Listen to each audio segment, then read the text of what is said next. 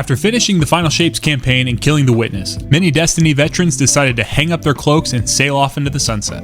However, through a combination of FOMO, Bungie's ever-churning marketing machine piquing our curiosity, and the simple fact that Destiny players are gluttons for punishment, the player population will inevitably spike again on July 15th when the next expansion, The Edge of Fate, is released. If you fall into the group of players that stopped playing as soon as you rolled credits on the Final Shape campaign, no worries. Here are 3 key areas to focus on to get you prepared for the next saga of Destiny. When you first log in, visit these vendors for some immediate rewards to jumpstart your gaming. First, visit the Emissary in the 3rd Spire to pick up the Gift of the Nine to bring you up to max power. You can do this on all 3 characters, so take advantage of the free, powerful loot. Next, fly to the tower and visit the Gunsmith.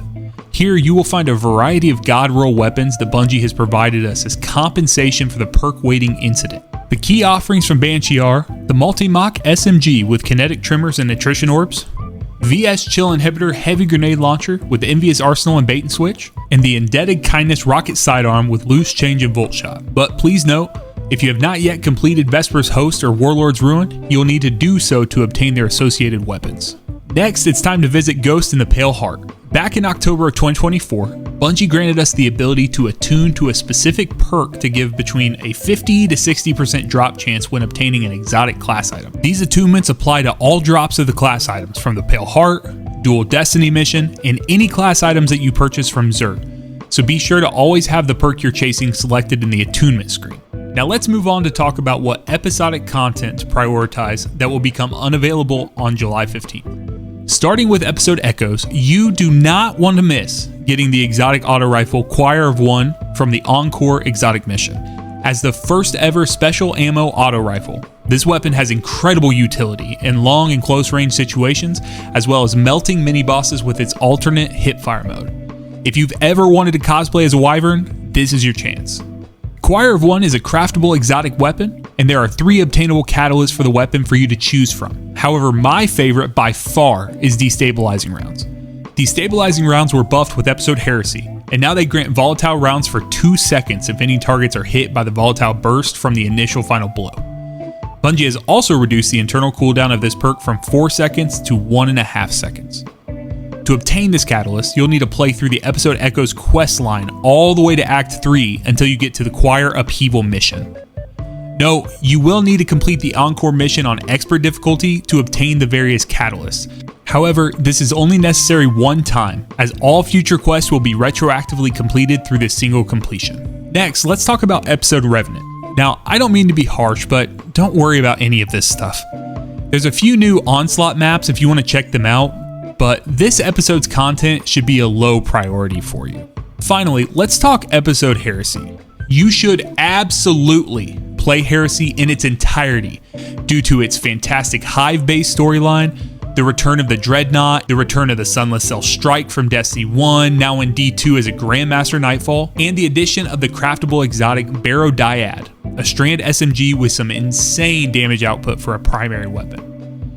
There are some weapons worth chasing in each of these episodes. However, note that Revenant and Heresy weapons are not craftable and are fully dependent on RNG drops, whether that comes from a vendor or the associated activities.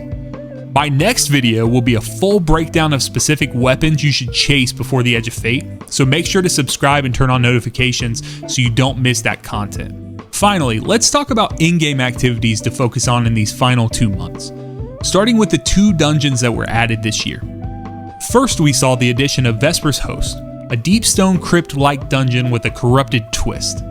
Some reasons to dive into this dungeon are its incredible environmental storytelling, giving you a sense of dread and mystery around every turn, its innovative encounter and boss designs testing our skills and intuition equally, and the return of a fan-favorite exotic sniper rifle, the Icebreaker, from Destiny 1.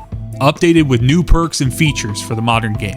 Next, we saw the introduction of Sundered Doctrine, a Hive/Dread-based dungeon that takes place inside of Rulk's pyramid ship in Savathun's throne world. Some reasons I think this dungeon is one you don't want to miss are once again the incredibly strong showing from the Raid and Dungeon team in regard to encounter mechanics and boss design, the story that ties directly into the episodic content and answers questions we've had forever, and arguably the strongest dungeon weapons we've ever received, due in large part to receiving one of the strongest origin traits we've ever received, Subjugation. Let's wrap these tips up by talking about the 2 raids that saw their weapon perk pools refreshed this year. First, Garden of Salvation received a refresh at the beginning of episode Revenant.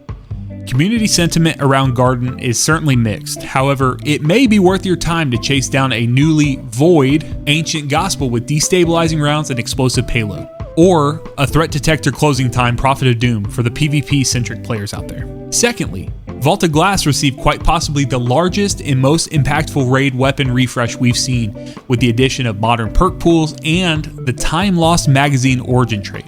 This has had a huge impact on the weapons in the PvE sandbox, such as Hezen's Vengeance rocket launcher and the Praetus Revenge rapid-fire sniper rifle. Also, Fatebringer is my favorite gun of all time, so I'm always happy to have a reason to chase down a new weapon to love and cherish. If you follow these steps, you will be well on your way to preparing for the Edge of Fate come July. Let me know in the comment section below what you think a returning player should prioritize when they come back to D2. And be sure to subscribe so you don't miss my video breaking down the best weapons to chase before the Edge of Fate. My name is Sax, and until next time, be blessed.